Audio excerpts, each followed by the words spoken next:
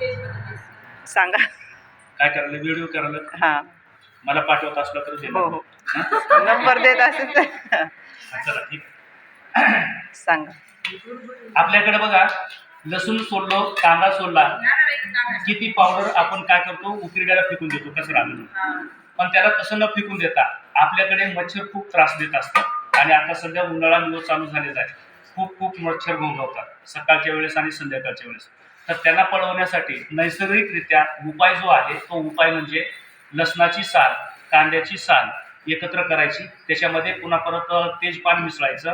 तुम्हाला मिसळायचं असेल तर त्याच्यानंतर ते मग काय म्हणतात त्याला, लिंबाचा पाला मिसळता येईल. त्याच्यानंतर त्याच्यामध्ये थोडंसं पुन्हा परत लिंबाचं तेल मिसळता येईल. आणखी दुसरं वेखंड नावाची पावडर मिळते, ती वेखंड पावडर मिसळता येईल. त्याच्यानंतर डांबर गोळी थोडी मिसळता येईल. त्याच्यानंतर कापूर वडी त्याच्यामध्ये मिसळता येईल.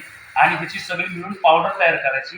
काही प्रमाणामध्ये समजा वाळलेली गोवरी असेल तर ती गोवरी सुद्धा त्याच्यामध्ये पावडर करून घ्यायची, सगळं एकत्र मिक्स करायचं. मिक्स केल्यानंतर त्याला थोडं पाणी टाकून ओलं करायचं. आणि ओलं करून हातानं जर त्याच्या शिंगुड्या ओढल्या, म्हणजे असं गोल गोल रोळ्या करतो ना, तसं ओढल्या आणि त्याला सावलीमध्ये वाळवलं की मच्छर भगाव अगरबत्ती तुमची तयार होते. स्वस्त आणि मस्त आणि सगळ्यात चांगली, कमीत कमी खर्चामध्ये. नाही तर तुम्ही फक्त तेजपान, कांदाची साल, लसणाची साल वापरायची, त्याच्यानंतर गौरी वापरायची, पावडर करायची, ओलं करायचं, शिंगुळे करायची, पेटवायचं. जसजसं त्याचा धूर निघेल, त्याचा उग्र वास येतो, त्या वासामुळे मच्छर सगळे पळून जातात.